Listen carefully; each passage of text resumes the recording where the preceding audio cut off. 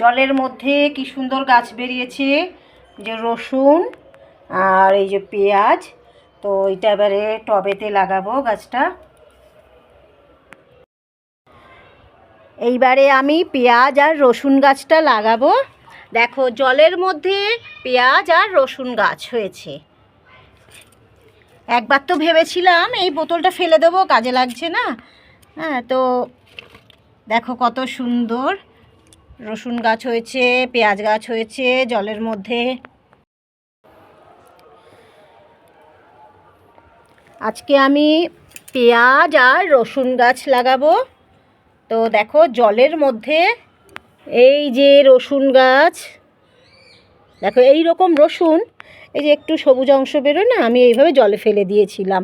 দেখো এইটা কত বড় হয়েছে, দেখো এই যে রসুন গাছ। এইবারে এই যে এখানে লাগিয়ে দেবো। এখানে এবারে তো হলুদ বার করলো আমার বর, এইখান থেকে হলুদ বের করেছে।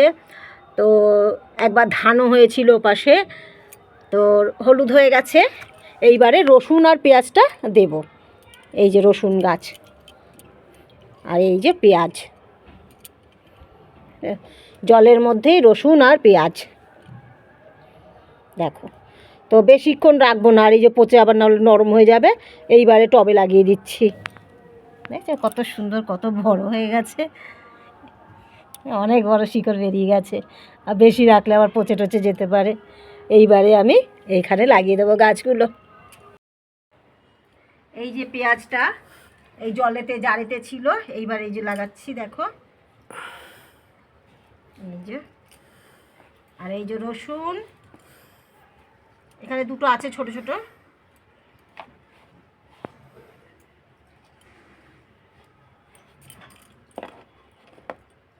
এটা দেখো কত বড় শিকড় হয়েছে।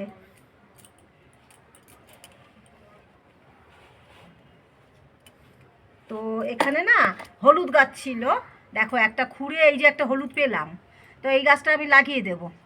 এই যে একটা হলুদ মানে গাছ রয়েছে, লাগিয়েছিলাম। আমার বর এটা হলুদ তুলেছিল এখান থেকে, তো কিছুটা অংশ ছিল, এটা লাগিয়ে দিয়েছি, তুলেছিলাম। তো শিকড় বেরিয়ে গেছে, আবার হলুদ গাছটাও লাগিয়ে দেবো এখানেই। দেখো হলুদও পাওয়া যাচ্ছে, ওই মানে কিছু লাগিয়েছিলাম সেগুলো রয়েছে।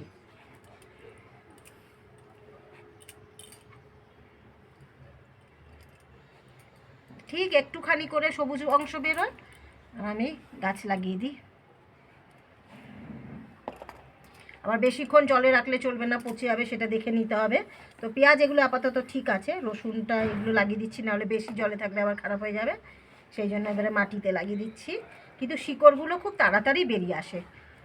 দেখো একটু পেঁয়াজটা দেখো, এই যে কী সুন্দর।